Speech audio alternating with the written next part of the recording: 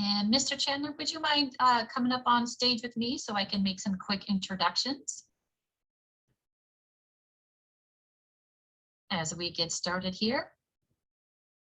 Oh, fantastic. All right, well, we've got the recording going on Zoom for our families who are joining us, and I want to be respectful of everyone's time this evening.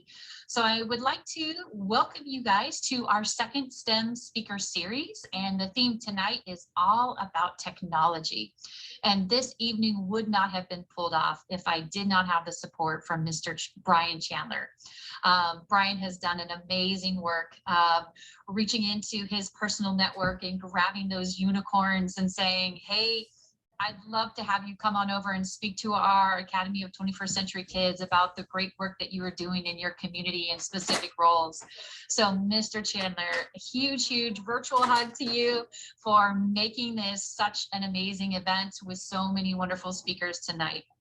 So thank you for all you're doing for the Academy and bringing us all together this evening.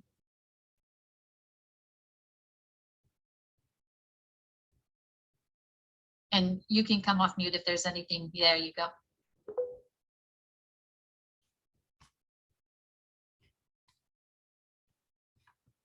All right. Thank you, Mr. Chandler. I appreciate it. So I'm going to go ahead and get started by introducing our guest speakers.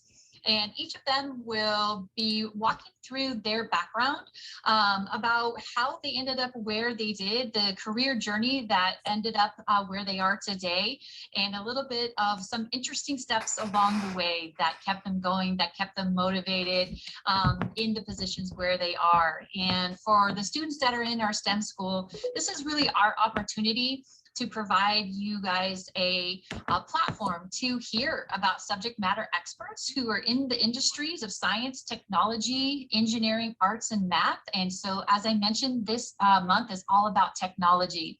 So with no further ado, I'd like to just briefly introduce my guest speakers who are sitting here behind me.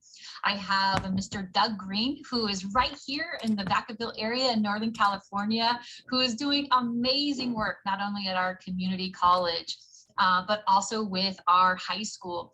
For many years, he had supported and the first Lego robotics team at our Vanden High School, and is still supporting us to initiate our own robotics team. And so I just absolutely feel the love that we've got a local member right here to talk about his journey. A good dear friend of mine, Sherri Smith-Dodgson, is also here with us today. She's a former science teacher and is now working in the education division on VirBELA, the platform that our school sits. So I'm excited to have her talk to you, not only as a science teacher, but what's going on in education as it relates to technology, because she's got her finger on the pulse of everything that's innovated. We certainly are taking advantage of the work that her developers are doing. Ms. Joyce Shanaberger will also be with us here this evening. Really excited to hear about the work that she's doing around intelligence and her background in government and technology. Mr. Kedreon Cole. If anybody out there in our audience has seen or participated in esports, boy, watch out. Mr. Cole has got some really cool stuff to share with us. And I'm actually hoping that we can utilize our VirBELA platform for our students to think about ways that we could also be participating in esports here in the future as we continue to build out our campus. And Mr. Nick Madincea, again, another amazing subject matter expert. But one of the great things that he's going to be talking about is not only is his role with Boone Group and the work that he's doing, but he has created a company that specializes in drones. So we have been working on our ARC project-based learning class around transportation and have been looking at drones. So can't wait to hear all about Nick and the work that he's done and where he is now today. We've got some dancers. Our kids are excited about that one. Fantastic. Okay, so I'm going to go ahead and ask, thank you, Caleb. Yeah, Caleb's excited too. So I'm going to go ahead and I'm going to advance my screen so that you can see a little bit about Doug's information. But Doug, if you want to go ahead and share your webcam on that main web screen. we'll get you up and going so that our people and families on Zoom can see you, as well as some of our families that are here on VirBELA. Go ahead and come off mute whenever you're ready. Yeah, hello, my name is Doug Green, and I am an instructor here at Solano Community College. The program I'm in charge of here is advanced manufacturing, automation, manufacturing, maintenance technology, and I'm just super excited to share a little bit about my journey through education and how I came to be in this role, and then what Solano Community College can offer as far as ways of continued learning for anyone who's interested in pursuing some of these paths. Thank you. Should I continue talking and go into it, or you want to get introduced to the panel? Yes, if you wouldn't mind just giving us a little bit of your journey and some of the work that you're doing now, that would be fantastic. Yeah, so I came up through college and studied nuclear physics at UC Davis. And after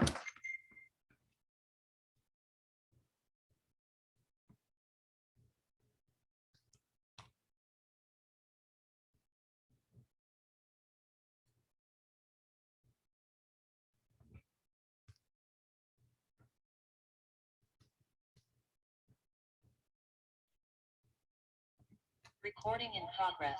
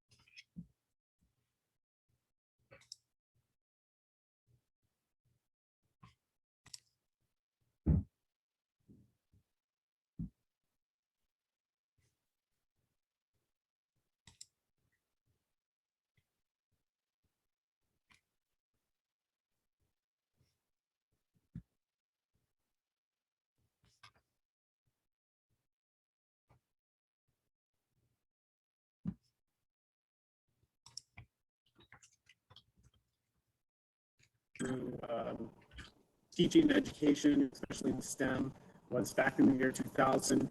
We started doing competitive robots at Vanden High School in Fairfield. And the competitive robot program is known as FIRST, for Inspiration and Recognition of Science and Technology. It's a nonprofit founded back east. They've been showcased on ESPN and many other platforms. And so we started competing in that back in 2000, 2001 time period. The robots the students would make would be about 125 pounds, a couple feet wide, a couple feet long, sometimes up to 6 or 8 or 10 feet tall. We built a robot that stretched out to 14 feet tall. And they play on a big field, usually multiple robots that would compete against and with each other, usually for a common goal. It could be shooting frisbees or basketballs every year. The game is different, and that just makes it really exciting. Our program grew at Vanden High School so much that we began to reach out and help other local schools grow their programs all the way from Davis, right here in Vacaville and Fairfield, Vallejo. We've played an integral role in helping other programs grow, and including at your school. The competitive robotics goes all the way down to the lower elementary grades. First, second, third graders can get involved in Lego robotics. And so that's one thing we're trying to support your school with. We also have 5 elementary schools at Travis Unified School District. Each of them have a program similar to Lego at their sites. We have a middle school that has a competitive robotics program there as well. All told, I think I was looking at our stats over the past 20 2 years of playing a role in students learning robotics. It's like, gosh, 8,000 students that we've reached. So it's a pretty big program. The team usually consists of about anywhere from 30 to 50 students at the high school that get involved. They traveled all across the world. They've traveled to China 3 times. They've traveled all the way back east to Boston, down to Louisiana. We've been to Washington, D.C., got to go to the White House, Congress. So we've really have spread the STEM spirit all the way around the globe. And our students that have graduated and went on have just flourished and gone into all kinds of industries. And it's not always just technology. Just because we push the robotics aspect of competition and the engineering aspects and the technology, being a part of a team that has to solve very difficult problems builds up other skills that you can use in any career you choose.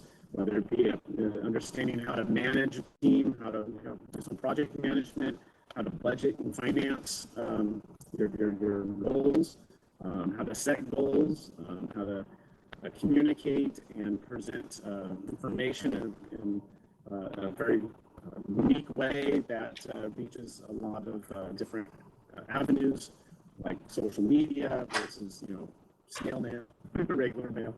So I think I've kind of hit all the topics there. I don't want to take up too much more time, so I'll let one of the other speakers present what they have.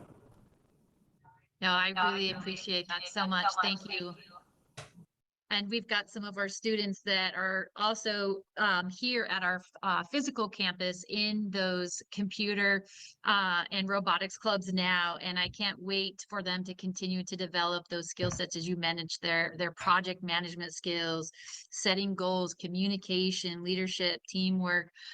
So thank you, Mr. Green. Absolutely. And we'll hold tight for some questions around the work that you've done there and continue to do here at our community college. So what I'd like to do is ask if you could go ahead and remove the webcam and ask Miss Sherri Smith-Dodgson to go ahead and transition and get that pulled up for us.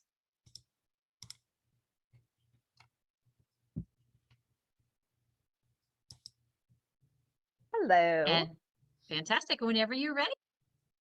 Sure. Hi, my name is Sherri Smith-Dodgson, and I started my career as a second grade teacher. I taught second grade at the first grade I taught, and they were actually doing a science adoption committee, and they were putting it together so that our district could learn how to really teach science. And science really wasn't my thing. I never felt confident enough to say I wanted to really understand science. And so I thought, well, that's a great opportunity for me to learn. And so I joined the Science Adoption Committee. I became a lead science teacher in my district. And then I went to go work for a museum. So I worked for the Arizona Natural History Museum and the Arizona Science Center. And the Natural History Museum was a little bit like working at night of the museum. I would go in before the museum opened, and there were dinosaurs and all of the Native American artifacts and things set up, and a big woolly mammoth. And so it was quiet and it was a lot of fun. And I learned a lot. I wrote curriculum so that when kids would come to the museum, they would also be able to tie in reading and math with natural history. And then I decided to kind of venture out on my own and start my own science programs. And so I started with summer programs, and I would also bring in reading with science and history with science, so that it was just a really deep dive of all kinds of different subjects, and to make it fun and project-based learning and hands-on. And then I decided to take that a little bit bigger, and I started my own company called Discover Science for Kids and Miss Science. And so actually, when you talk about business and you talk about intellectual property or trademarking, I actually trademarked Miss Science. And so I am the only one in education that can say that I'm Miss Science. And so I took out a trademark and offered programs in after schools, as well as I had first Lego League with the Mindstorm robots and the Weebots in my summer camps. And I worked with our after school first programs as well to help support those. And then I also partnered with media so that parents could learn how to teach science. And so I would go on our local NBC station when I lived in Arizona and did a lot of segments on how to do science at home, kitchen science, just really making it fun. This was my favorite time of year because I would go blow up pumpkins. It was just, such a great thing. And then I moved to Florida and did some science stuff here with Miss Science and Discover Science for Kids and worked with the local CBS station here. And then COVID happened and I was introduced to VirBELA. And I thought, wow, like I'm Miss Science, I'm not Miss Tech, so if you would have asked me a year ago or told me I'd be speaking on a tech panel, I would have said, no, I'm Miss Science. But part of learning and becoming a lifelong learner and part of STEM is understanding how the silos of STEM break down. And so I went to VirBELA, and it's such a great place to be. Those of you who are in VirBELA, it's an amazing platform. I loved sitting in on a novel study a few weeks ago about wonder. I would go into libraries all the time before, so it was really fun to kind of go in and sit down with students and hear that. And VirBELA is a really unique place. So if you noticed, I'm still wearing my golf clothes from this morning. I went out golfing and started my day a little bit later because I work in a lot of different time zones. So actually, I was having a conversation with someone in Australia, someone in Mexico. I was having several conversations here in the US today. And the interesting thing is, everyone that I work with, we all live in different places. And so one of the things that I talk about when I work with schools, and I work with a lot of universities, I had Stanford in VirBELA yesterday, Arizona State University. Miss Erin was working so hard on all the stuff that she has to do, and she's going to be at our next thought leader meeting because we really need her to talk about Kate's amazing things that you're doing. So she's a great representative for that. I had a first robotics program in, and so we got to talk about how to use this platform. And one of the things that I talk about too is as we make you future ready for learning and career, one of the other things we've got to think about is what does the space you're going to be learning in look like? I don't think it's really going to look like it does today. And I think, in the last 2 years, there's been a little bit of a shakeup and disruption about how we do have workspaces. And so you really have a great advantage for already being in a virtual reality space and being able to really understand the fluidity of a space like this and the proximity and the spontaneity. I tell people I have to close my office door just like I would in the real world because people will just walk into my office while I'm on a phone call or I'm working to talk. So it's a great place to be. And my big suggestion to you all is find your passion. That's really what's important. There's science in everything. There's technology and engineering and math in everything you do. Find your passion where that fits. That's a really important thing. That's it. Oh, thank you so much, Sherri. So Miss Science, yes, what an amazing career. And I'm so glad I have you as a partner here on the VirBELA campus to continue to provide our students voice and choice and agency to find out those passions. So super, super excited. And we will open up to Q&A for additional questions that they may have about yourself in the education space here in just a moment. I want to go ahead and ask Mr. Cole if he could now transition and click on that main web screen and share your webcam.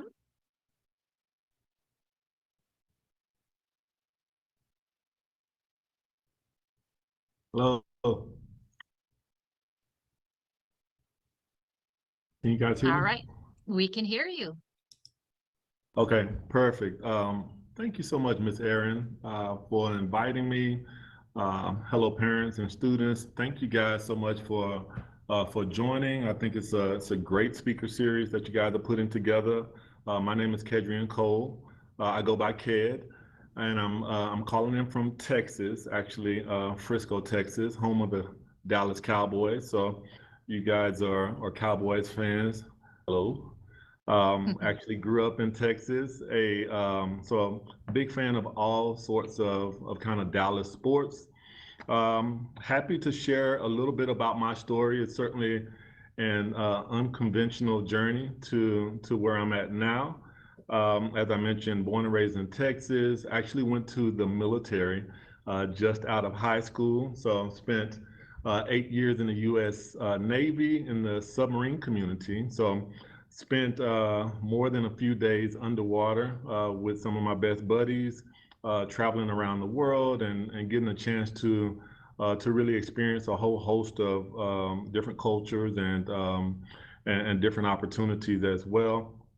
And after I got out of the military, went to college here in Texas at the University of Texas at Arlington, studied management and information systems. And I've been working in technology and innovation about 12 years now. So the last 5 years, I worked at what's known as a small family office or an investment firm. I ran a business unit that focused on gaming and esports. I was the vice president of gaming and esports at a company called Scoreboard Ventures.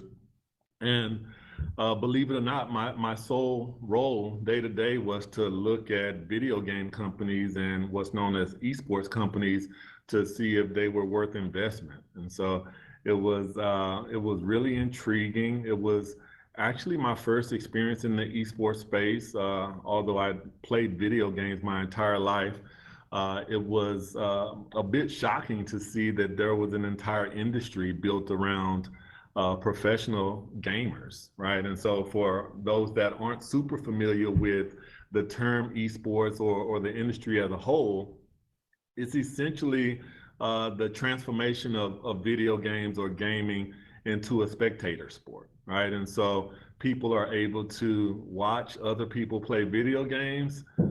Yes, that's a thing.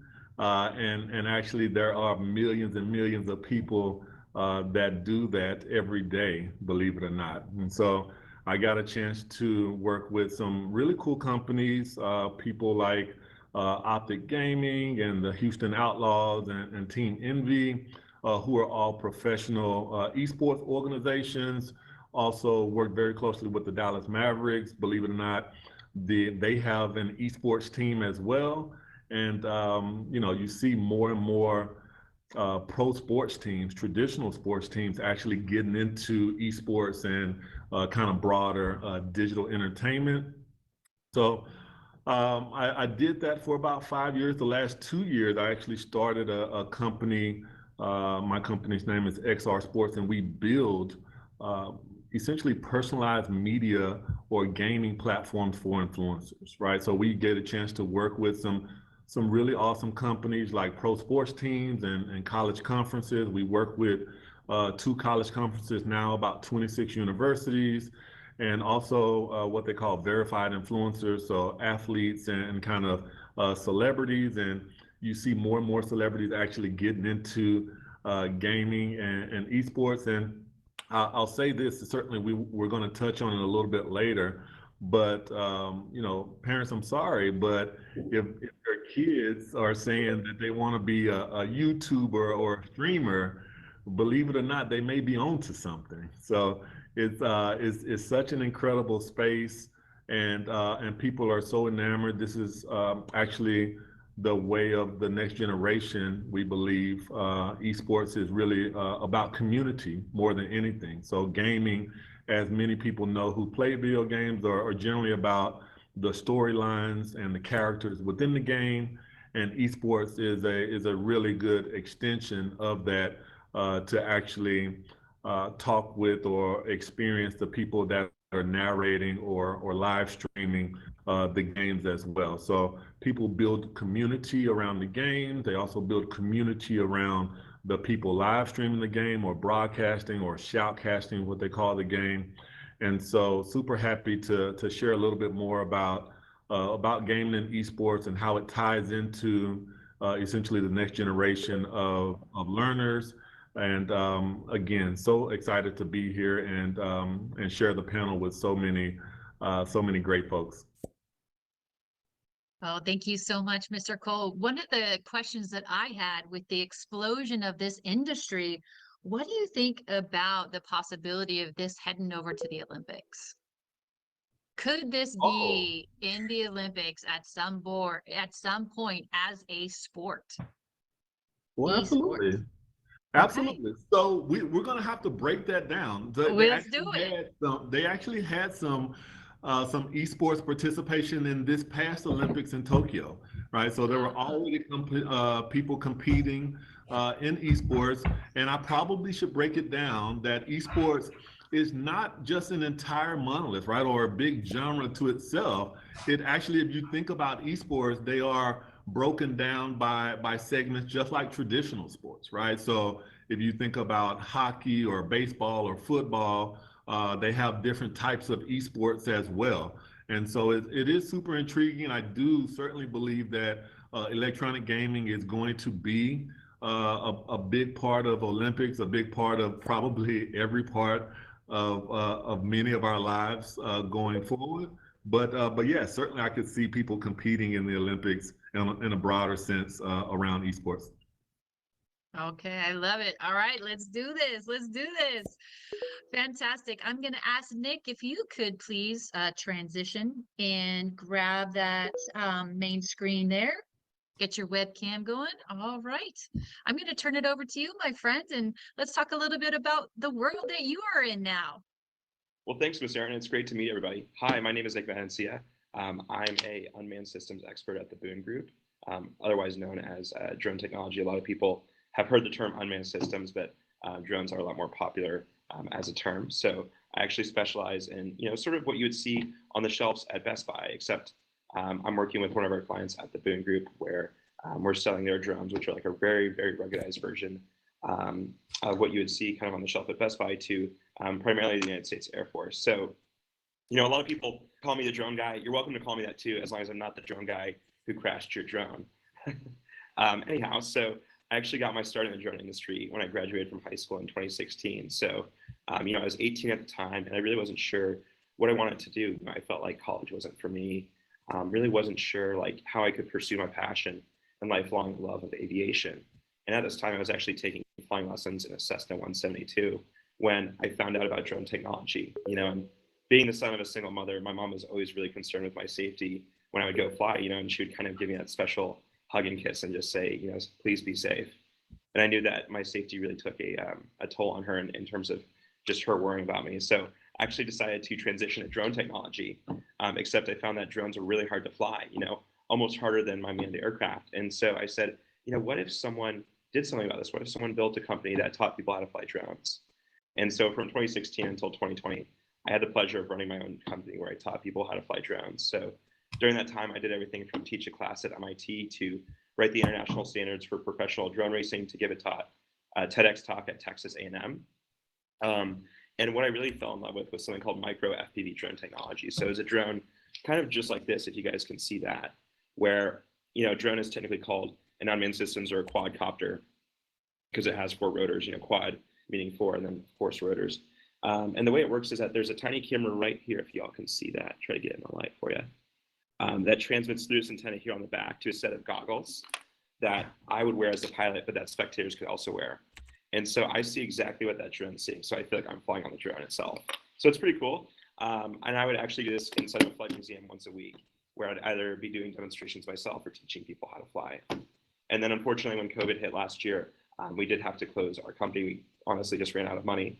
But it's been a blessing because I've been able to work for Joy since then and help one of America's largest drone manufacturers sell their products to the United States Air Force. It's really been a joy. And I love the drone industry a lot, but what I really like about it is it's like the combination of 3 different industries. So it's partially political, it's partially like working in politics where you need to know policy and be very familiar with policy and know how to navigate through policy. It's also like technology because you need to be able to innovate faster than your competitors and to be able to produce things that really provide value to your customers. And it's also about business. You need to know things like, hey, how do we produce the brushless motors, which are right here, if you guys can see those. brushless motors for the cheapest. And one company actually became bankrupt because they couldn't produce their drone for cheap enough. So it's really fascinating. I really enjoyed it. And I think if I were to tell you guys one thing, I would just say, really follow what your passion is and think about what excites you. I love working in the drone industry and love working in defense and government because it's something I'm always excited about. And I'm always passionate about.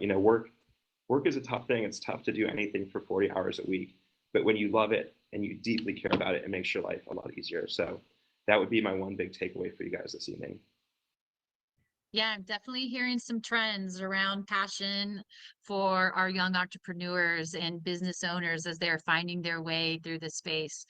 One of the things that I was curious that you took away as a CEO, what is one of the biggest lessons learned about being a CEO that you can share with our young entrepreneurs here or joining us on Zoom and on VirBELA as well?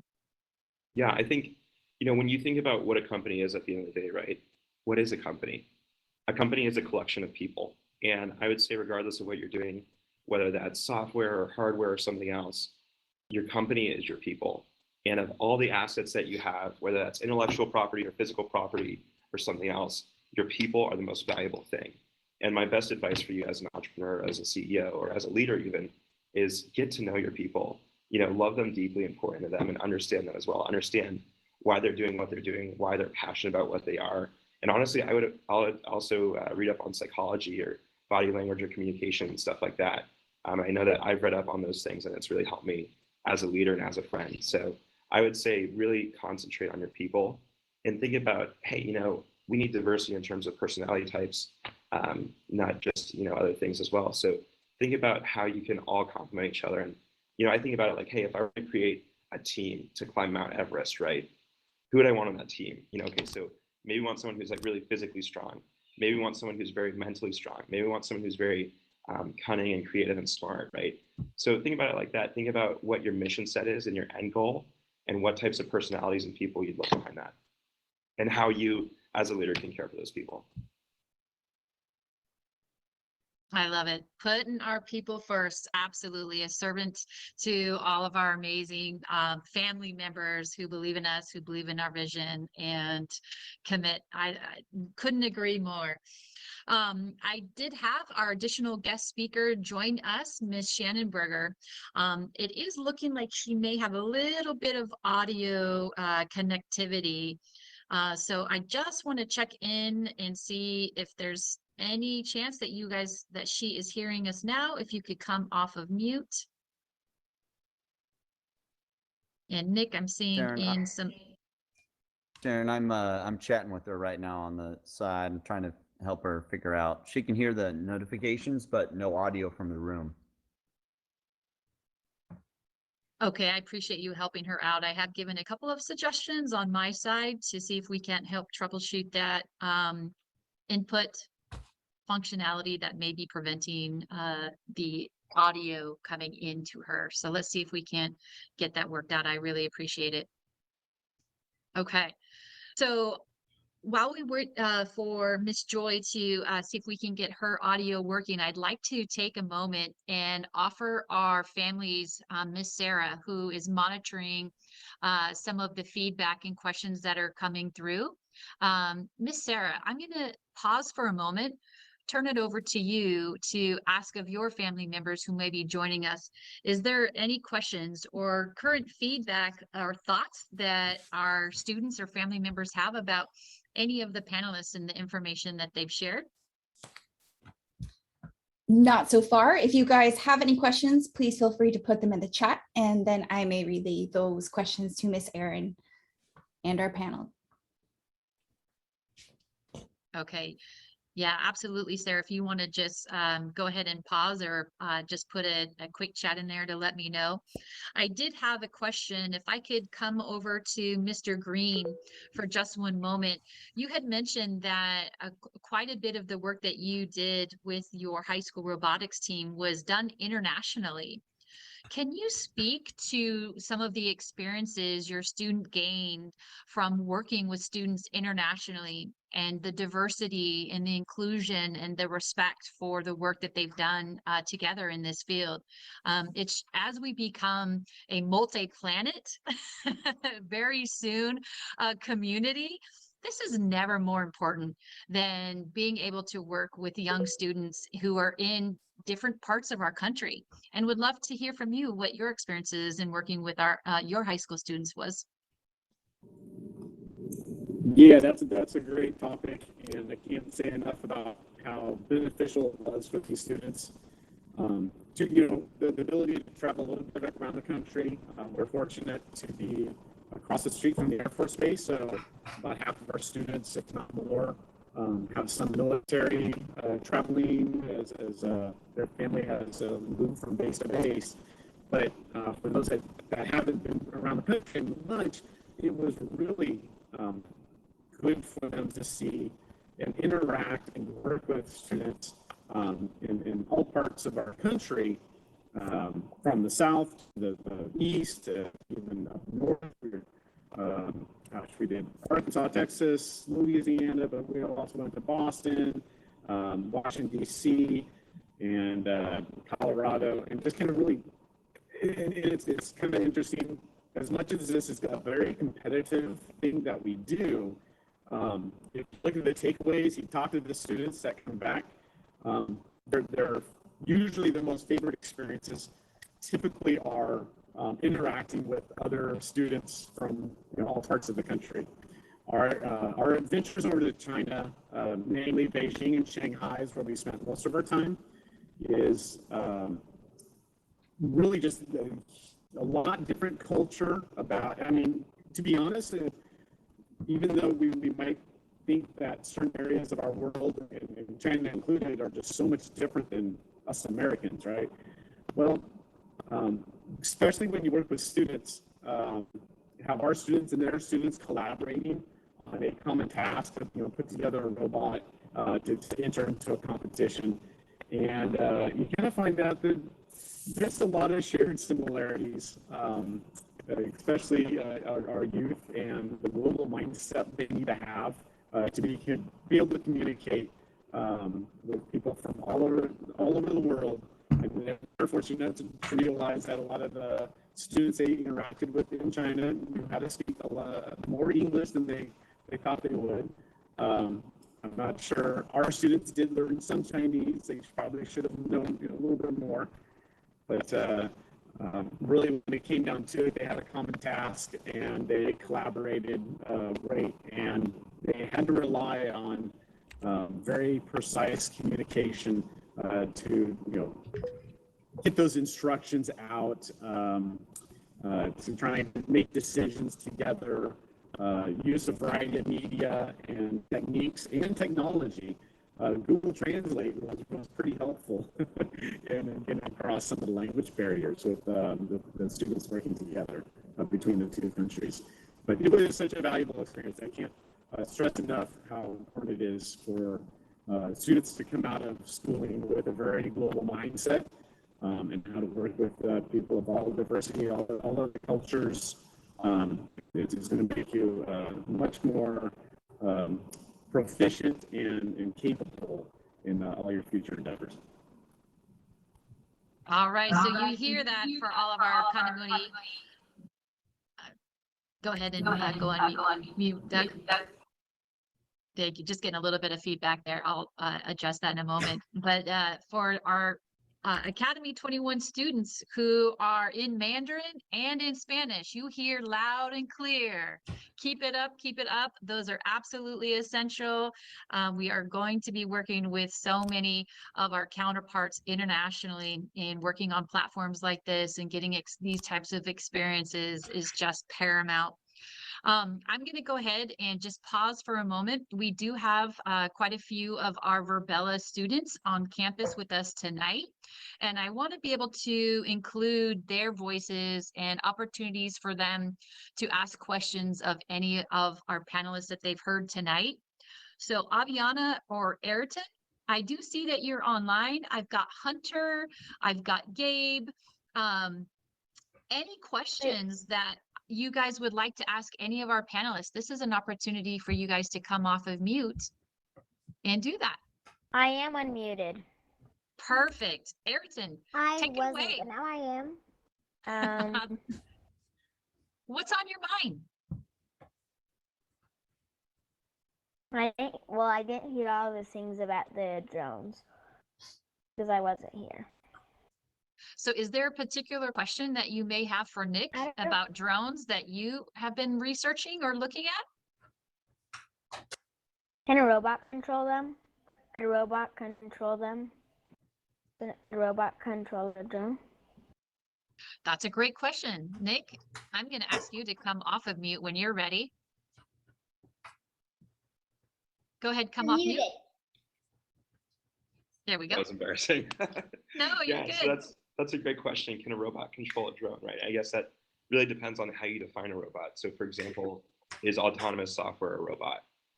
And if it is, then yes, absolutely, a robot could be controlled by a drone or vice versa. So one of the main trends that we're seeing right now in the drone industry is that, you know, when drones really came online about 5 years ago, everything was basically flown purely manually, where it was the pilot having to input controls constantly to keep the drone in the air and position the drone the right way and stuff like that. But now we're really seeing a full transition into autonomy where the drone can fly itself. So for example, you know, if a drone is coming up to, let's say, a wall, right? Put it like that. So if a drone's coming up to a wall, it can actually sense that wall and avoid it autonomously without any inputs from the pilot or anyone else. So it's a pretty amazing technology. And, you know, 5 years from now, where I predict we'll be is somewhere that's basically fully autonomous, where you just say, hey, hey, this drone needs to get a package from point A to point B, and it just does that completely autonomously while avoiding other drones and avoiding obstacles and stuff like that. Great question. Don't we use drones for fires?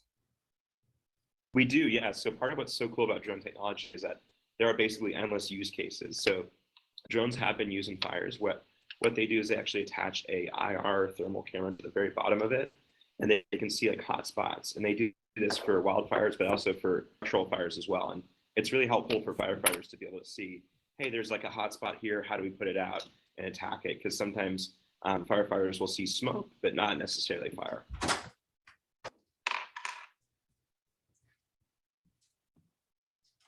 Great question, Hunter. Go ahead, Gabe. I have a question. How far down can the drones get until the fire will burn them? So like then the fires can, so then like the firefighters can be able to see the fire with the drone. That's a great question. So it probably really depends on the fire and the drone, but on board, most drones are powered by something called a lithium polymer battery. And these batteries are actually very flammable. So your oven probably burns at like, or, you know, probably bakes food at like 300 to 400 degrees. These batteries can burn at about 1300 degrees if they're punctured. So we have to be really careful because they can enter something called thermal runaway, which is where they just get super, super hot and eventually explode. So we have to be very careful around things like fire. Yeah, absolutely. Whoa. Great question, Gabe. Thank you. I'm going to pause right here and ask Sarah, who is helping to support the facilitation of our families who are on Zoom. Miss Sarah, are there any questions that may have come up or items that may have come your way verbally for anything that we can do to incorporate here for those families? Not just yet. Not just yet. So okay, again, we can. No worries. Yes. And so I sent a message as well in chat. So I let them know they can ask those questions anytime, and then I will send over a little message. Okay, fantastic. And I know we were working on troubleshooting Ms. Shanaberger's audio. So it looks like we're still trying to see if we can get her up and going. To the audience, you know, one of the things that I wanted to ask Mr. Cole, Kedreon Cole, was as you guys are looking at the industry of esports, what are some of the careers that you wouldn't necessarily think of as being an engineer in esports or in computer science? How does computer science and engineering I know we talked a little bit about math. I know we talked a little bit about marketing, and the work that you have done to get these platforms up and so successful as they are. But are there untraditional pathways into your industry that you're like, I never would have thought of that? Yep, you're on mute. Sorry, guys. Yeah, so there are a ton of people behind the scenes that actually bring some incredible experiences to life, right? So there are people, so obviously there are computer programmers that build video games, and you know, all of the people that go along with that, whether that be a 3D modeler or a game designer or level designer that is creating the environment for a video game. But in front of that, around specifically in the esports industry, yeah, you see a ton of people who are, you know, event hosts and programmers. So people who know how to coordinate events for sure. A big part of esports is really around engaging the community digitally primarily. So people who can communicate through social media and build an audience through social media is super valuable. People who create content, obviously the live streamers and the people who have you know, really strong communication skills and you know, just have the ability to engage an audience are super valuable in this space. Production engineers, so people who are putting together the production of an event, which is more of a traditional career that you see that dovetails into traditional sports as well. But yeah, I would say, you know, videographers for sure, people following other people around to capture their live moments and then record them, edit them, and play them back for audience members to be a holder, to actually view is a big part of the industry as well as some of the traditional careers that, you know, you don't think are really a big part of, you know, an entertainment space, right? So lawyers and accountants, you know, folks that you would think are, you know, not necessarily in esports are really, you know, really important, right? Esports is about talent management. And so there are a ton of contracts that need to get executed that require attorneys. Obviously, people are transacting and generating revenue. So accounting systems, people who understand accounting is big. You know, there are industries that are being deployed into esports now that are based on blockchain and Web3 technology. So, you know, being able to automate content, being able to use like computer vision to be able to record things that are happening on screen. All of these things play a part in the industry as well. So there are a ton of avenues that lead to esports.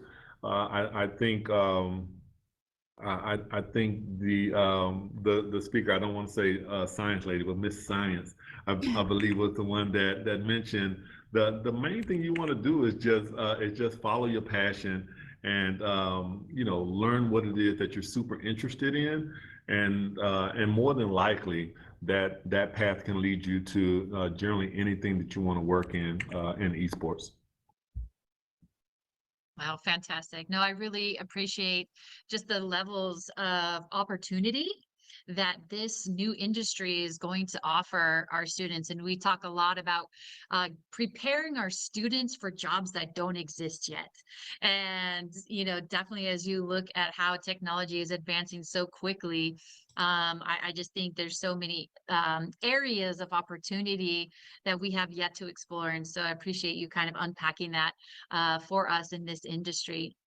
Let me just pause really quickly to make sure our students here on VirBELA campus, is there anything that you guys have thought of in addition to ask any of our panelists? Aviana or Ayrton? Checking in with you guys? Gabe and Hunter? No. Okay. I don't think so. Okay. Miss Erin, So we do have a question from Mr. Liam. He is curious, if there are special things that you can learn in school, then ensure that you have a future building and flying drones or making video games. Okay, fantastic question. So yeah, what are the prerequisites, Mr. Cole and Mr. Mendocino? Nick, if I'll come over to you. I know Kendra did a great job kind of explaining some of those additional opportunities across that. Nick, any advice for you for any prerequisites or courses or training, certificates, micro-credentials that our young ones may be interested in looking at?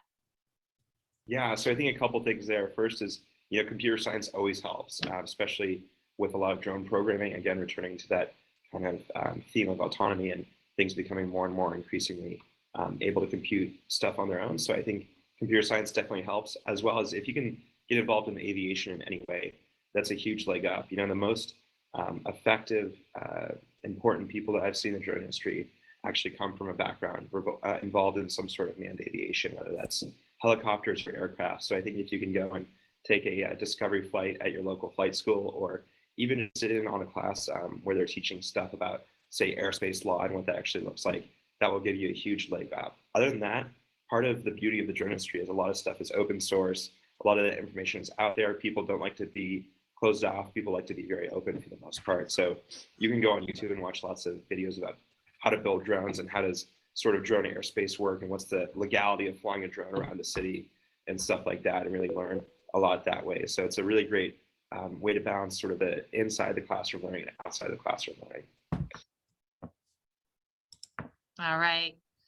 Thank you, Liam, for that question. I really appreciate it. And I'm going to see if we can go ahead. Brian Chandler, would you mind, could you go ahead and text Miss Joy the opportunity to go ahead and come off of mute when she's ready? And at least let's get her voice captured for the work that she's doing. Yes, ma'am.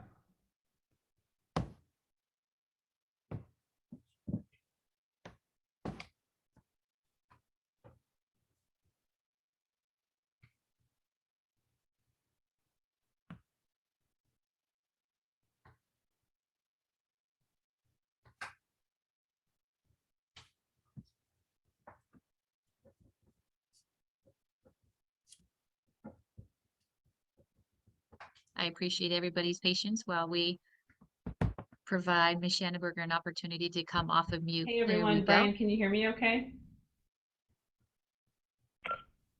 Yes. Perfect. It's wonderful to be here. Some technical difficulties, clearly.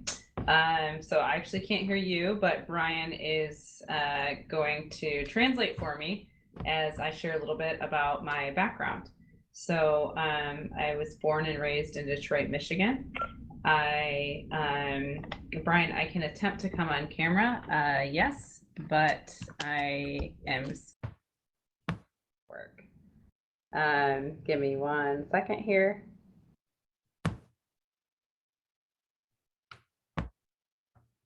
Is that working? Yeah, I'm not sure that it's gonna work. Sorry, I've tried to restart the software a couple times. It did well in the test run, but life gives you variables, so you got to roll with it. So that's what we're gonna do tonight. Background is I was born and raised in Detroit, Michigan, and then made a jump to Chicago, Illinois as an aspiring advertising agency executive. It's a lot of fancy words for writing commercials. And very quickly, I learned that although that was exciting, it wasn't really a passion of mine, and I wanted to do something more. So I got recruited as a private investigator. So that's kind of like a spy, which was cool. And that took me to Washington, D.C. eventually, where I worked for the White House and I worked for the Pentagon for 4 different secretaries of defense. And then left the Pentagon to start my own business, which is where Nick and I work together, which has been amazing. So the key themes in my background are to be immensely curious about everything, all subjects, no matter what, whether it's science, technology, engineering, math, liberal arts, advertising, how the government works. I spent the first half of my career just being immensely curious about the world. and being a really good helper to anybody around me. And that led me to some really interesting rooms and enabled me to start my company called Boone, which I know Nick told you a little bit about earlier. So Brian, I'll pause there and happy to facilitate some questions about how to leverage curiosity in the world to create things.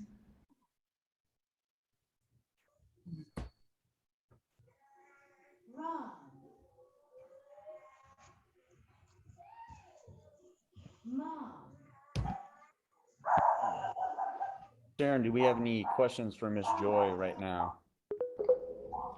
I would say to Miss Joy, if we can quickly text her, let's explore curiosity. That is absolutely one of the key characteristic traits that we are hoping to instill in our students, is not only the love of learning, but just to be curious. So if she would like to unpack that a little bit about how she has utilized that skill set to enable her to be where she is now as a CEO of a company. A lot of our students are working on those skill sets now and will continue as lifelong learners to do that. That would be great. Okay, I've texted that to her.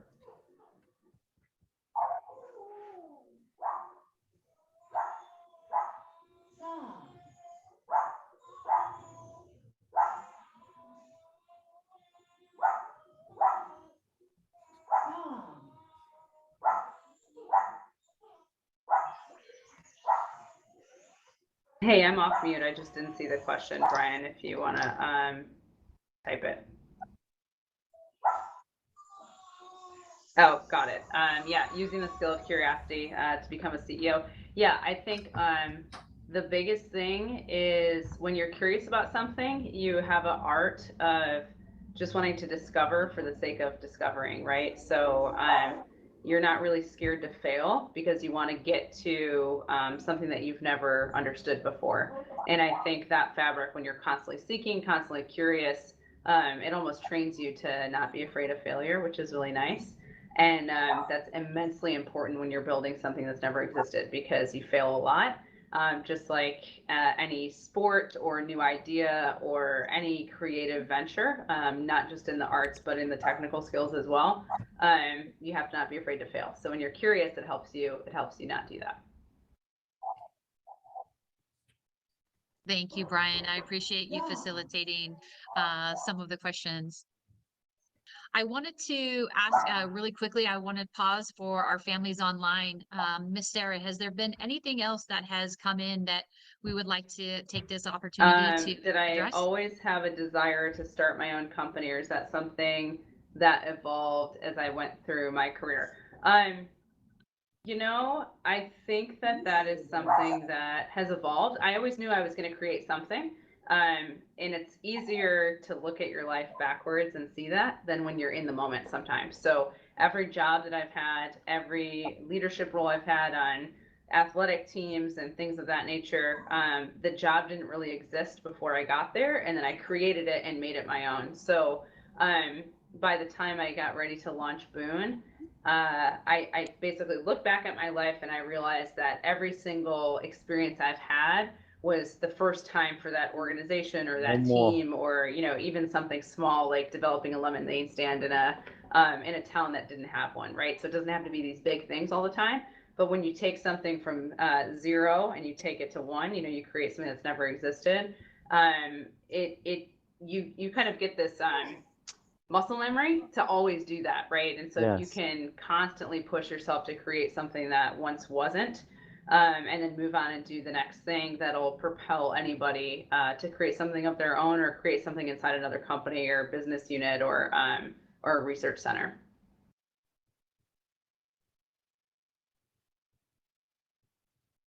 Great. Thank you, Mr. Brian. I appreciate you allowing us to continue this dialogue with her, but she's definitely I'm sorry, saying things that we reinforce at our school. Just the fierceness of not worrying about failing, just picking things up and making things work, and curiosity. So thank her so much, Mr. Brian, for all of her input this evening. So team, we are wrapping up our STEM series. We had given us till 6 o'clock, and our guest speakers did say that they would stay on a little bit past that 6 o'clock Pacific time mark if needed. I'd like to do a final just call for any questions that still may be in the audience for any of our panelists tonight. Yeah, I had one. Okay, go for it, Gabe. What kind of what kind of tools do you use, Joy? Like as a private investigator, what kind of tools do you use? Mr. Brian Chandler, do you want to throw that in the text to her, or I can take care of that in the public? Please put it in the public. I just missed that question. Okay, great. You got it.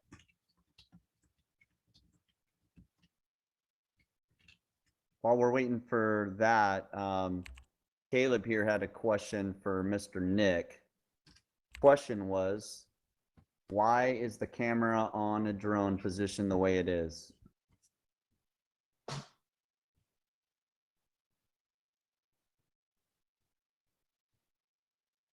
Yeah, that's a great question about, why are cameras positioned in different ways. So it really depends on like what the drone is going to be used for. So if it's used for something in civilian sector, such as videography or photography, most of the time you'll actually see it kind of mounted below the drone. So it's sort of hanging underneath off of it, almost like you would see on like a cinematic helicopter that's being used for like sports broadcasting. Now with commercial drones, a lot of times what you'll see is the camera is actually mounted in front of the drone. And so the camera can actually pan up and look underneath objects. So for example, if you're trying to fly through a building and inspect something on the roof of the building, you can actually fly underneath it and then pan that camera all the way up, versus you wouldn't be able to do that with a civilian quadcopter. So it really depends. And with racing drones, with a racing drone, you can actually only go as fast as your camera is tilted forward. So for example, there's actually something called the Drone Racing League, which is a professional league of people who race drones, almost like Formula One or NASCAR, except with drone technology. It's really cool.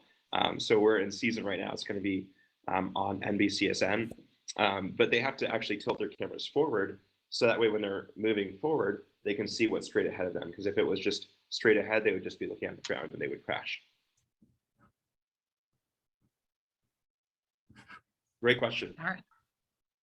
Did that help answer that for you, Gabe? No, it was someone else who had that question. Oh, I apologize, Gabe. It was a great answer. It was for Caleb. It was a great answer. It was for Caleb. Okay, thank you. I appreciate that. I'm going to go ahead and let Joy go ahead and give her answer. I know she's standing by for the question that Gabe did have.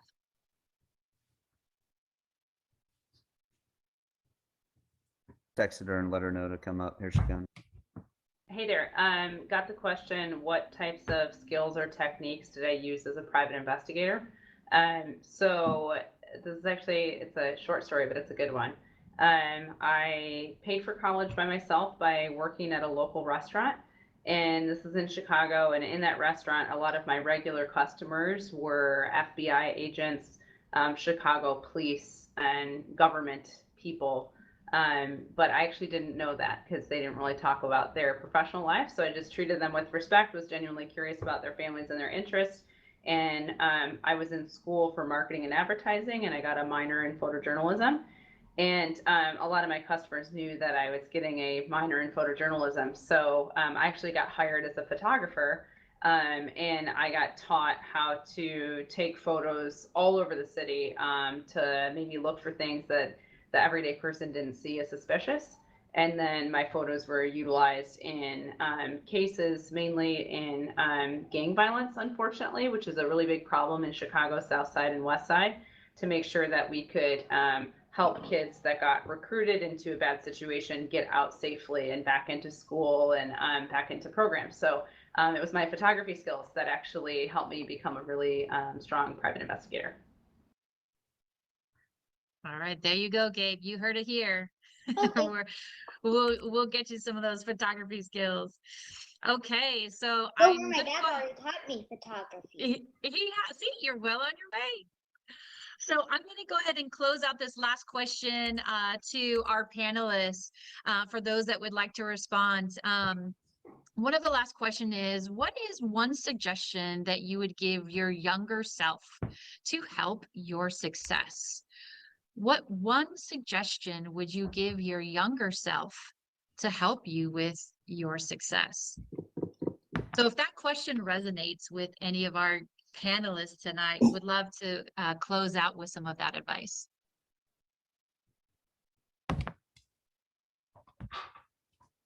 I'll go with it. All right, thank you. Turn on my camera. All right, I think it's to believe in yourself.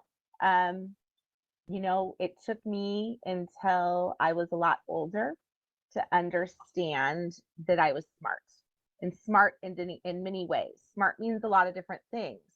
And so to me, it was just really believing in myself. And I wished I would have kind of believed in myself a little more when I was younger, and know that as an adult, you know, the person that I would become and the people that I would have the opportunity to meet along the way and work with, be, you know, so rich and great and wonderful in a whole way. So just believe in yourself. Smart. Oh, I love it. Thank you so much. I really appreciate it, Sherri. So a lot of great themes tonight in the robotics industry and our education industry, esports, intelligence, transportation, right? We heard tonight great goal setting, great communication, finance, curiosity, right? Paving the way, like she says, believing in yourself, not afraid to fail. Boy, these themes come up, STEAM conversation after STEAM conversation, and our kids are just embellishing and relishing in this in every day and everything they're doing. So I just want to again join me, audience, in thanking all of our amazing panelists tonight. Thumbs up from all of our families on Zoom for being a part of our conversation. Absolutely. Okay.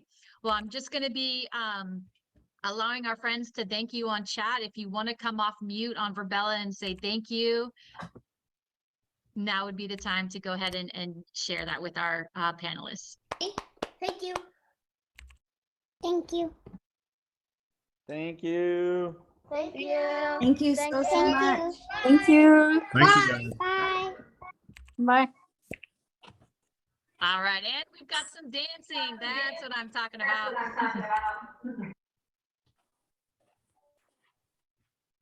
All right, and Miss Sarah, you can go ahead and pause the recording.